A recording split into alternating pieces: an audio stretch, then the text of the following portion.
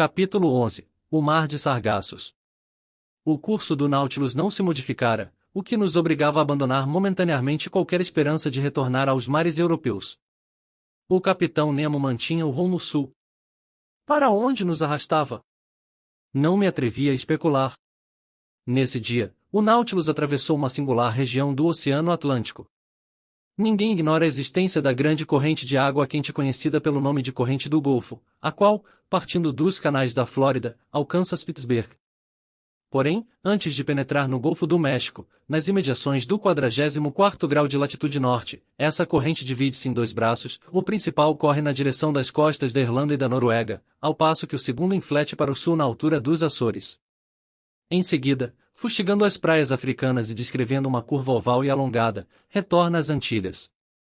Ora, esse segundo braço, é antes um colar que um braço, circunda com seus anéis de água quente uma zona fria do oceano, calma, praticamente imóvel, denominada Mar de Sargassos. Verdadeiro lago em pleno Atlântico, as águas da grande corrente não levam menos de 3 anos para dar essa volta. O Mar de Sargassos propriamente dito cobre toda a parte submersa da Atlântida. Alguns autores chegaram a admitir que o viçoso capinzal que nele cresce foi arrancado das planícies do antigo continente.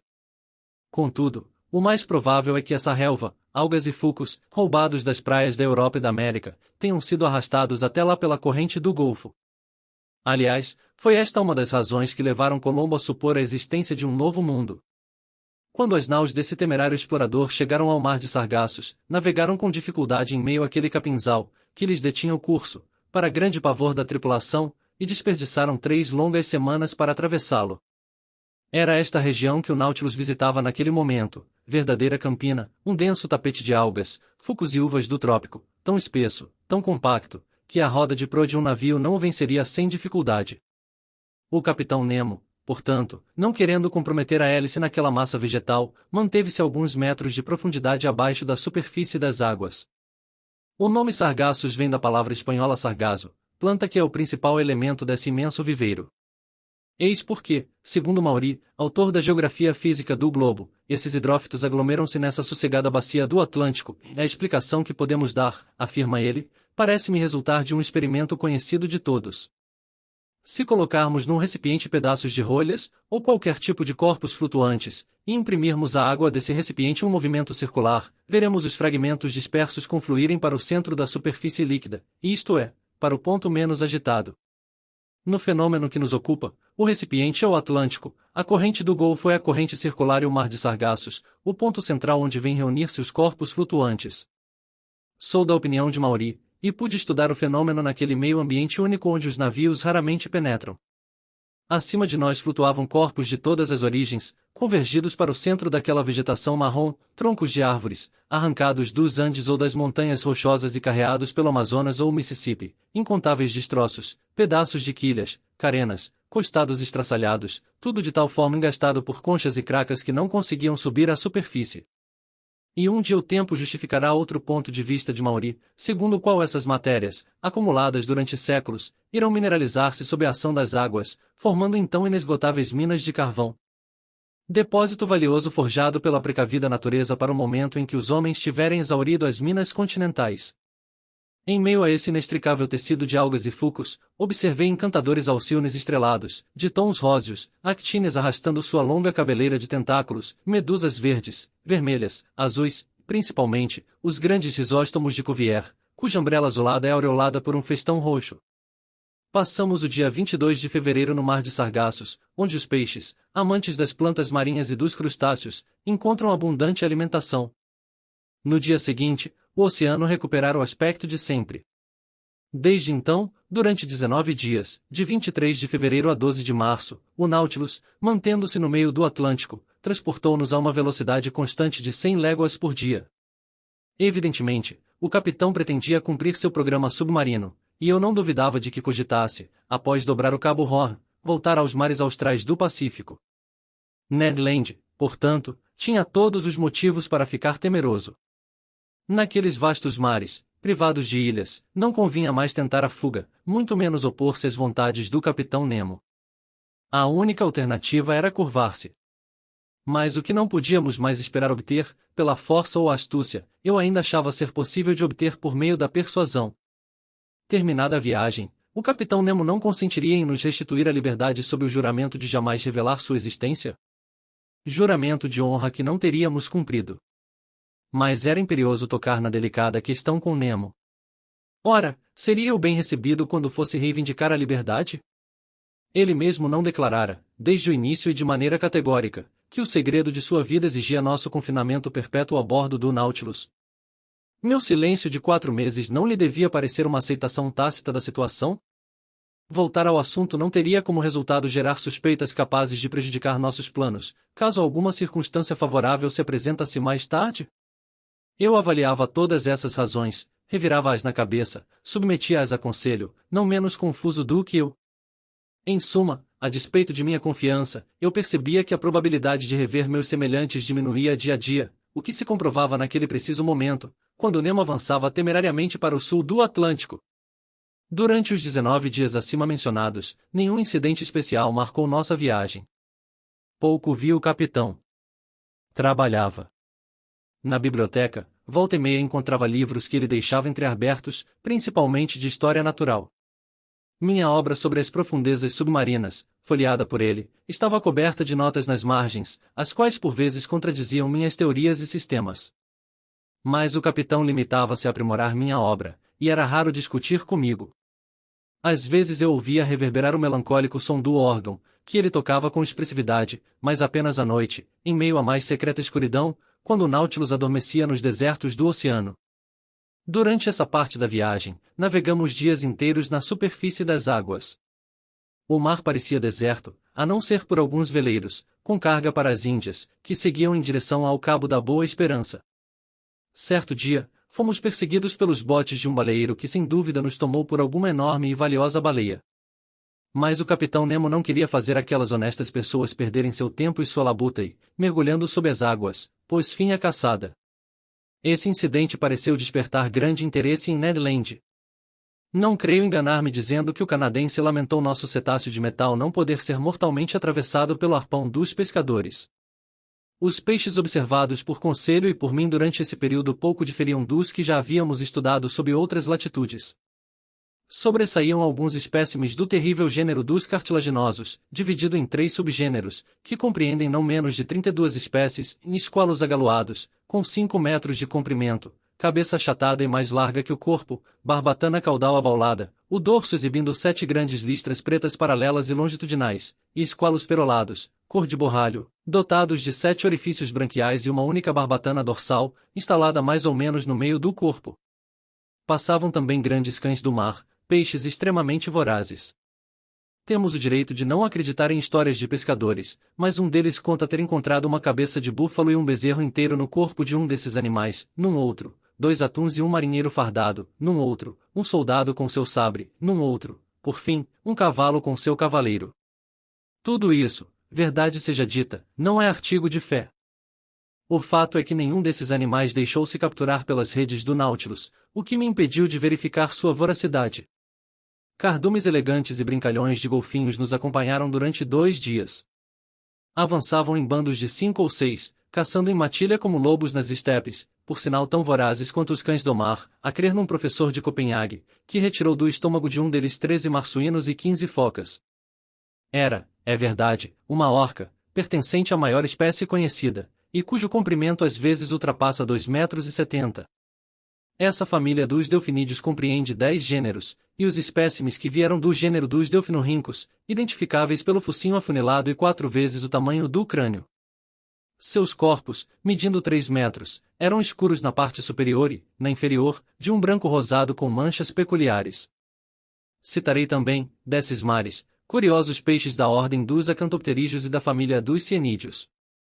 Alguns autores, mais poetas que naturalistas, afirmam que esses peixes cantam melodiosamente e que suas vozes, reunidas, proporcionam um concerto que um coro de vozes humanas seria incapaz de igualar. Não digo que não, mas os que vimos não fizeram nenhuma serenata à nossa passagem, algo a se lamentar. Para concluir, Conselho classificou uma grande quantidade de peixes voadores. Nada mais curioso do que ver a precisão com que os golfinhos os caçavam. Independentemente do alcance de seu voo e da trajetória que descrevesse, mesmo por cima do Nautilus, o desafortunado peixe encontrava sempre a boca do golfinho aberta para recebê-lo. Eram triglídeos, com a boca luminosa, que, durante a noite, após desenhar riscas de fogo na atmosfera, mergulhavam nas águas escuras como estrelas cadentes.